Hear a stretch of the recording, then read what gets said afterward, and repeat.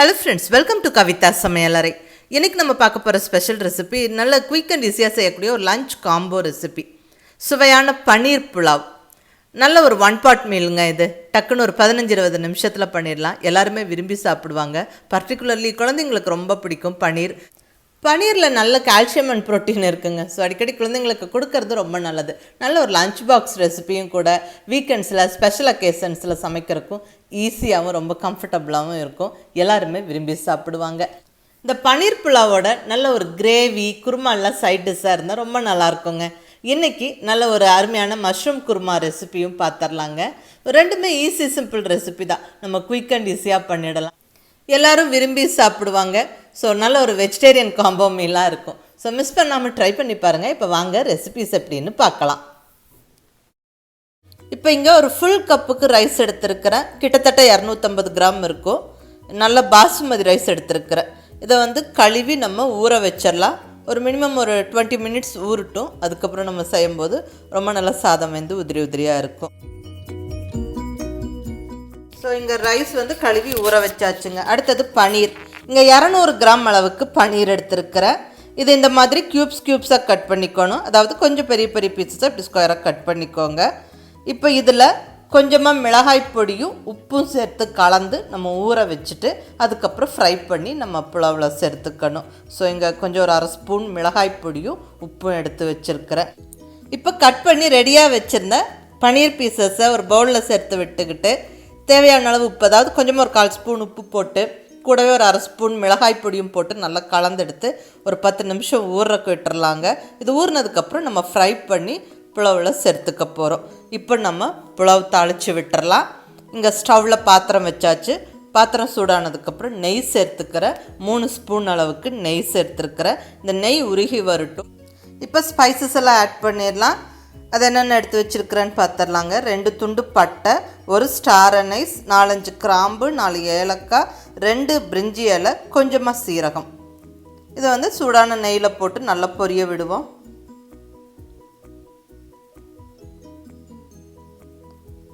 இந்த ஸ்பைசஸ் பொரிஞ்சதுக்கப்புறமா இப்போ முந்திரி பருப்பு சேர்த்துக்கலாம். இங்கே ஒரு 7-8 முந்திரி பருப்பும் சேர்த்து விட்டு நல்லா அது கொஞ்சம் செவக்க வறுத்து விட்டுறலாங்க.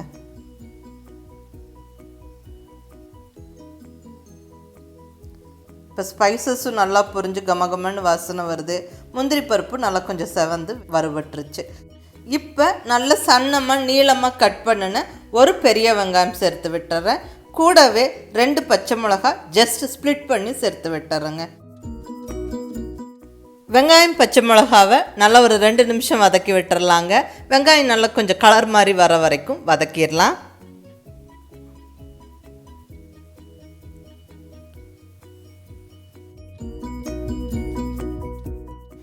வெங்காயம் நல்லா ஓரளவுக்கு வதங்கிருச்சுங்க. இப்போ 1 ஸ்பூன் ஜிஞ்சர் கார்லிக் பேஸ்ட்டு சேர்த்துக்கலாம். இஞ்சி பூண்டு விழுது. இந்த இஞ்சி பூண்டு விழுதோட பச்சை வாசனை போகிற வரைக்கும் நல்லா வதக்கி விட்டுறணும்.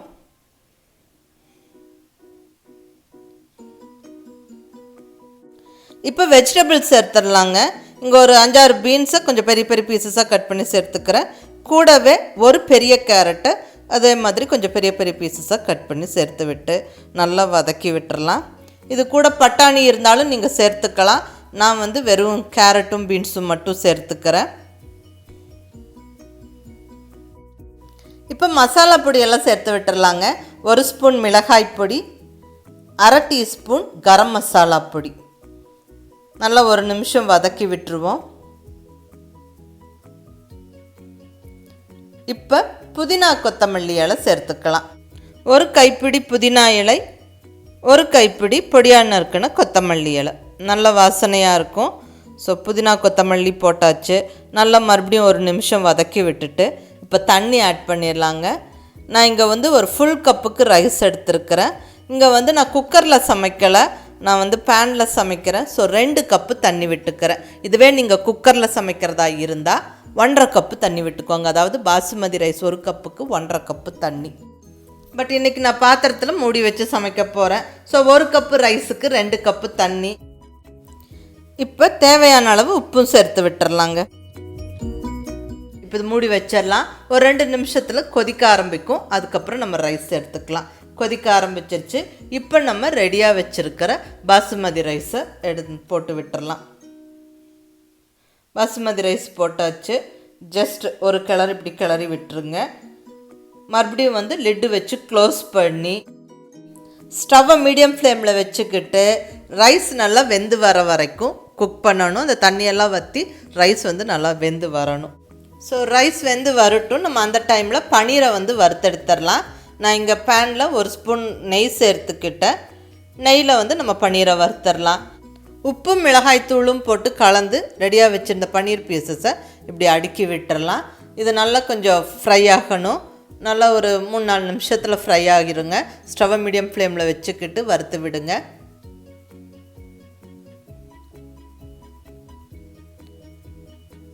ஒரு 2 நிமிஷம் கழித்து இப்படி திருப்பி போட்டுருங்க. பாருங்கள் நல்லா ப்ரௌன் ஆகிடுச்சு. இந்த மாதிரி ப்ரௌன் ஆகிற வரைக்கும் வறுத்து விடுங்க. அப்போ அது இப்படி வறுத்துட்டு நம்ம புலாவில் சேர்த்துக்கிட்டால் பனீர் பீசஸ் உடையாமல் இருக்கும். சாப்பிட்றதுக்கும் ரொம்ப நல்லாயிருக்கும். கொஞ்சம் உப்பு மிளகாய்த்தூளெல்லாம் போட்டு வறுத்துருக்குறோம் இல்லைங்களா? ஸோ அந்த ரைஸோடு சேர்த்து சாப்பிடும்போது ரொம்ப நல்லாயிருக்கும். பனீர் பீசஸ் வறுத்தாச்சு. இங்கே ரைஸும் ஆல்மோஸ்ட் வெந்து ரெடி ஆகிடுச்சுங்க. பாருங்கள் ஒரு 75% ரைஸ் வந்து குக் ஆகிடுச்சு. இன்னும் கொஞ்சம் தண்ணி இருக்குது, பட் ஆல்மோஸ்ட் வெந்துருச்சு. இப்போ இந்த ஸ்டேஜில் நம்ம வறுத்து வச்சுருக்கிற பனீர் பீசஸை இது மேலே போட்டு விட்டுறலாம்.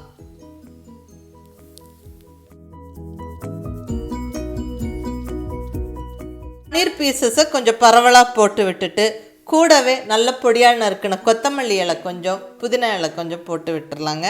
நல்லா கமகமன்னு வாசனையாக இருக்கும். கிளற வேண்டாம்.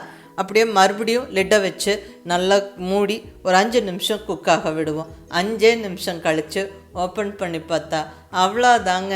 ரொம்ப நல்ல கமகமன்னு வாசனையோட அருமையான பனீர் புலாவ் ஜம்முன்னு ரெடி ஆயிடுச்சு.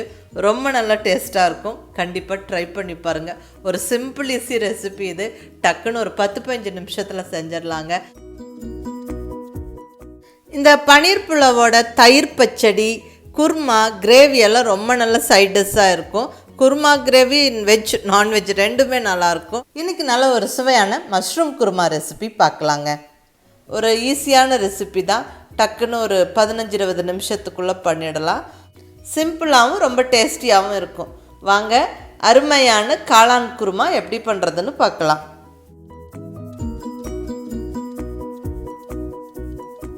இப்போ இங்கே ஒரு 250 கிராம் பட்டன் மஷ்ரூம் எடுத்துருக்கிறேன். இதை நல்லா ஃப்ரெஷ்ஷான மஷ்ரூமாக செலக்ட் பண்ணி வாங்கிக்கோங்க. நல்லா கழுவி கட் பண்ணி வச்சாச்சு. கொஞ்சம் பெரிய பெரிய பீசஸாகவே கட் பண்ணிக்கோங்க. ஸோ இப்போ மஷ்ரூம்ஸ் ரெடியாக இருக்குங்க. அடுத்தது தாளிச்சுட்டே நம்ம என்னென்ன பொருட்கள் வேணும்னு பார்த்துடலாங்க. இங்கே ஸ்டவ்வில் பாத்திரம் வச்சாச்சு. பாத்திரம் சூடானதுக்கப்புறம் 2 ஸ்பூன் ஆயில் சேர்த்துக்கிறேன். ஆயில் கொஞ்சம் சூடானதுக்கப்புறம் ஹோல் கரம் மசாலா சேர்த்துடலாம். ஒரு பிரிஞ்சி இலை, ஒரு துண்டு பட்டை, கொஞ்சம் சோம்பு, ஒரு சின்ன பீஸ் கல்பாசி, 2 கிராம்பு, 2 ஏலக்காய். இது நல்லா வாசனை கொடுக்கும். ஸோ இதெல்லாம் நல்லா பொரிஞ்சதுக்கப்புறமா இப்போ நம்ம வெங்காயம் சேர்த்துடலாம். நல்லா சின்ன சின்ன பீசஸாக கட் பண்ணுன்னா ஒரு பெரிய வெங்காயம் சேர்த்துக்கிறேன். இந்த வெங்காயம் நல்லா கலர் மாதிரி வதங்கி வரணும். ஸோ கொஞ்சம் பொறுமையாக வதக்கி விடுங்க.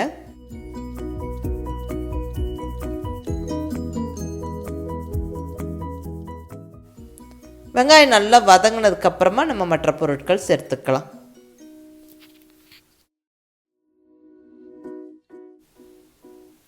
வெங்காயம் ஓரளவுக்கு நல்லா வதங்கிடுச்சுங்க. இப்போ நம்ம 2 டீஸ்பூன் அளவுக்கு வரமிளகாய்த்தூள் சேர்த்துக்கலாம். நல்லா காரமான மிளகாய்த்தூள். கூடவே 1 டீஸ்பூன் கரம் மசாலா பொடி, 1/4 டீஸ்பூன் அளவுக்கு மஞ்சள் பொடி. இதெல்லாம் நல்லா வதக்கி விட்டுறலாம்.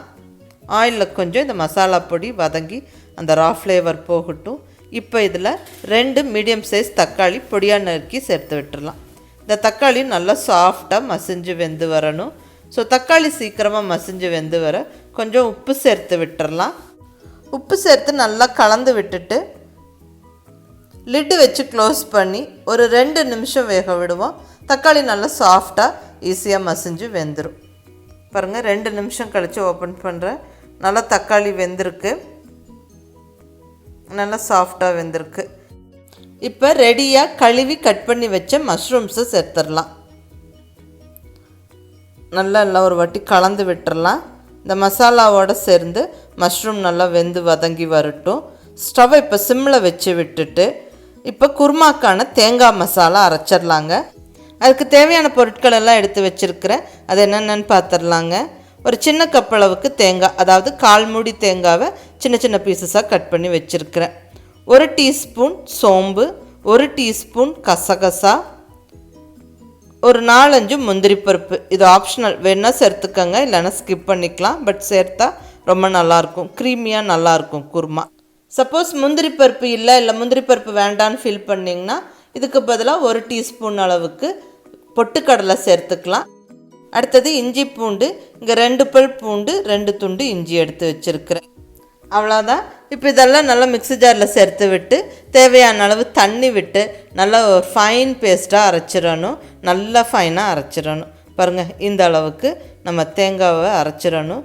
ஸோ நல்ல கமகமன்னு வாசனையோட தேங்காய் மசாலா ரெடி ஆயிடுச்சு. இப்போ இந்த தேங்காய் மசாலாவை நம்ம வதக்கி விட்டுருக்கிற காளானில் சேர்த்து விட்டுறலாம். மசாலா சேர்த்து கூடவே தேவையான அளவு தண்ணியும் சேர்த்துடலாம். நம்மளுக்கு குருமா எந்த அளவுக்கு திக்காக வேணுமோ அதுக்கு தகுந்த மாதிரி தண்ணி சேர்த்துக்கோங்க. எல்லாம் நல்லா ஒரு வாட்டி கலந்து விட்டுட்டு உப்பு காரம் செக் பண்ணிடலாம். தக்காளி வதக்கும் போது உப்பு சேர்த்துருந்தோம். உப்பு கொஞ்சம் எனக்கு பத்தாத மாதிரி இருக்குது. ஸோ நான் இன்னும் கொஞ்சம் உப்பு சேர்த்துக்கிறேன். அவ்வளோதான், எல்லாமே சேர்த்தாச்சுங்க. நல்லா எல்லாம் ஒரு வாட்டி கலந்து விட்டுட்டு இப்போ லிட்டை போட்டு க்ளோஸ் பண்ணி நல்லா ஒரு 7-8 நிமிஷத்துக்கு கொதிக்க விட்டுருவோம்.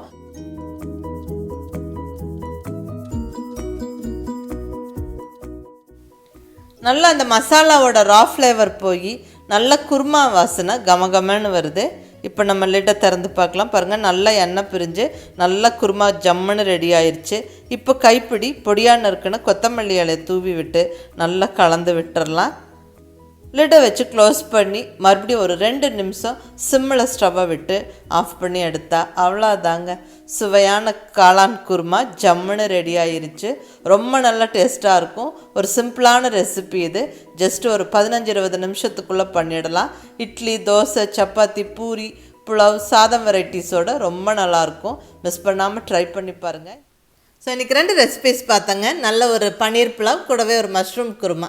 ரெண்டுமே ரொம்ப ஈஸியான ரெசிபிஸ், ரொம்ப நல்லா டேஸ்ட்டாகவும் இருக்கும். ஸோ மிஸ் பண்ணாமல் ட்ரை பண்ணி பார்த்துட்டு உங்கள் ஃபீட்பேக் சொல்லுங்கள். பிடிச்சிருந்தால் லைக் பண்ணி, ஷேர் பண்ணி, கமெண்ட் பண்ணுங்கள். கவிதா சமையலறை சப்ஸ்கிரைப் பண்ணி என்னுடைய மற்ற ரெசிபிஸும் வீடியோஸும் பாருங்கள். தேங்க்யூ.